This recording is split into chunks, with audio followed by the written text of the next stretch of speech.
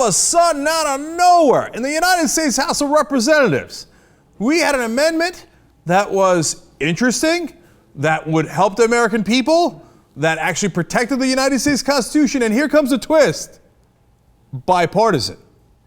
Republicans and Democrats getting together. Justin Amash, Republican.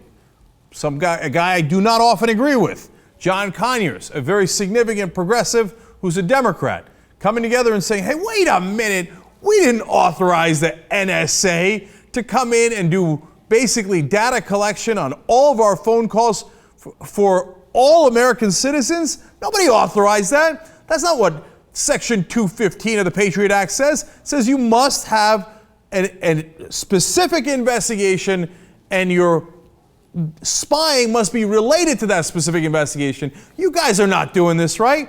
So we're going to put this together. In fact, let me read you Justin Amash's amendment that they were going to vote on today. In fact, they did vote on it today. I'll tell you the exciting outcome of that in just a second here.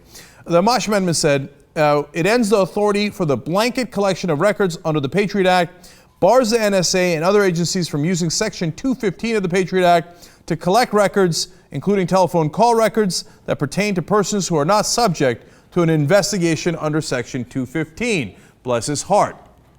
Now, of course, part of the reason they say this is because the administration is in violation of Section 215. What they're doing is not legal, it's illegal. All this amendment would do is say, stop it, and by the way, unless you stop it, we're going to cut your funding, okay? We're going to cut your funding for application of this specific program, okay? Now, of course, oh my God, the establishment goes ballistic.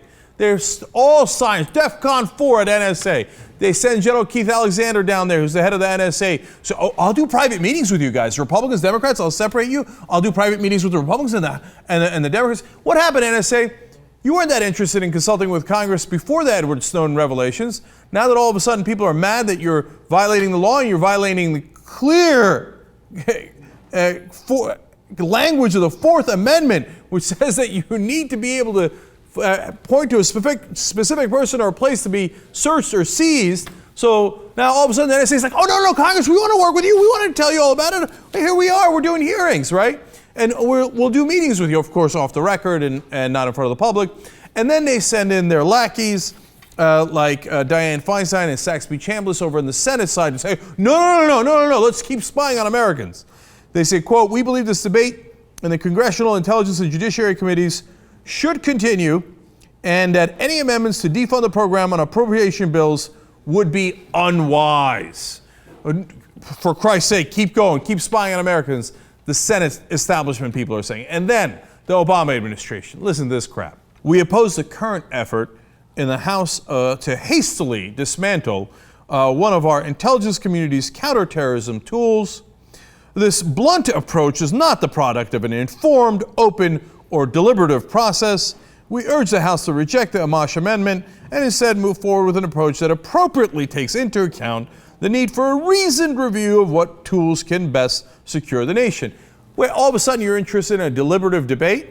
But wait a minute, you did the program in secret. You didn't tell these congressmen. You told a very select few number of congressmen, and you said you are not, under order of law, allowed to tell anyone else this. This is a national secret. Even if you tell your fellow congressmen, you're in a lot of trouble, okay? And Obama will probably, prosecute you under the Espionage Act. So the great majority of these congressmen did not know what you were doing according to this provision. Now you say, oh, no, I'd like a deliberative process. No, you wouldn't. You'd like to operate in complete and utter secret.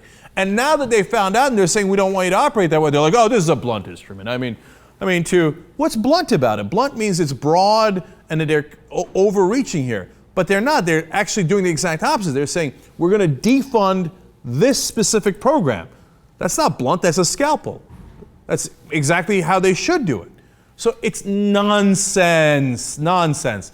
You want to talk about nonsense? They sent in the queen of nonsense in this topsy-turvy world to defend the Obama administration. Listen to Michele Bachmann. We can't deal in false narratives. And a false narrative has emerged that the federal government is taking in the content of Americans' phone calls. It's not true. It's not happening. A false narrative has emerged that the federal government is taking in the content of the American people's emails. It's not true. It's not happening. We need to deal in facts. And the facts are real. And the facts are these. The only people who have benefited from the revelation of classified information, the only result is that those who are engaged in Islamic jihad will have been benefited. Oh, you want to Senator Michele Bachmann to talk about false narratives and to say things like the facts are real? Wow. How the mighty have fallen to bring in Bachmann to defend the Obama administration's spying program, because if we don't, the Islamic jihadists will win. Well played. So, it turns out the vote was today. It was incredibly close. And the final vote was 205 to 217. And of course, the establishment won. They rallied enough establishment people, the Republicans, enough of them fell in line, enough of the Democrats fell in line, and they said, yes, sir, may we have another. You may go ahead and continue to fund that clearly illegal spying program, and go ahead and ignore the Fourth Amendment as you please. It goes down. We had good fighters that were on the Republican and Democratic side here, but they lost. Michele Bachmann and President Obama have won. We will continue to gather all Americans' information, whether they're guilty or innocent, in order to avoid the Islamic jihadists infiltrating the country and doing all that terrible damage that Obama and Bachmann warn us about. Careful of the company you keep.